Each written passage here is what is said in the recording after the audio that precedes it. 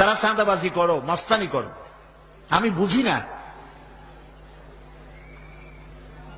তারা কি জাতের লোক, গায়ের রক্তটা কিসের, মানুষের রক্ত না পশুর রক্ত? চাঁদাবাজি করতে যাও কি জন্যে? একটা মানুষ বহু টাকা বহু কষ্ট করে জমি জমা বিক্রি করে ব্যবসা করতেছে, সেখানে যাইয়া আমাদেরকে 2 লক্ষ টাকা দিতে হবে।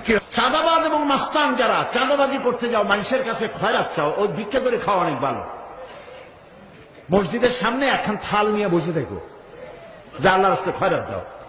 দোকানদারের কাছ থেকে চাঁদাবাজি করা, বিল্ডিং কেউ নতুন বানাইতে পারে না, অমনি হাজির, গলায় সোনার চেন, হাতে কতগুলা আংটি, তারপরে হাতে মোবাইল, গলায় সোনার চেইন, শহরের মহা উল্লুক